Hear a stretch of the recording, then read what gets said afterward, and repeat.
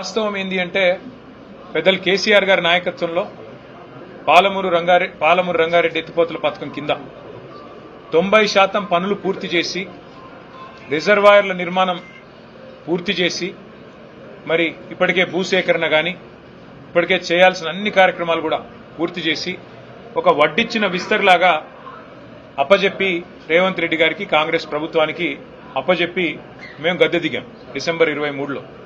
ఇప్పుడు కేవలం రేవంత్ రెడ్డి గారు చేయాల్సిన పనల్లా ఒక 10% పని పూర్తి చేసి కాలువలు పూర్తి చేసి నీళ్లు బ్రహ్మాండంగా తీసుకునే అవకాశం ఉంది, ఇచ్చే అవకాశం ఉన్నది. మరి ఆ పని చేయకుండా రేవంత్ రెడ్డి గారు ఏం చేస్తున్నారు?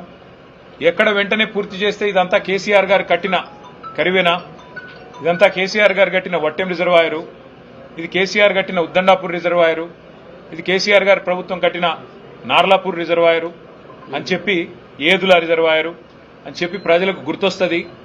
రైతులు శాశ్వతంగా మళ్లీ కేసీఆర్ గారి పేరుని మర్చిపోకుండా గుండెల్లో పెట్టుకుంటారు అనే ఒక ఆలోచనతో, ఒక దురాలోచనతో ఆయన కావాలని పాలమూరు రంగారెడ్డి ఎత్తిపోతల పథకాన్ని ఇవాళ పనులు చేయకుండా దాన్ని పడావు పెట్టిన పరిస్థితి మొత్తం ఉమ్మడి మహబూబ్ నగర్ జిల్లా రైతాంగం గమనిస్తా ఉంది.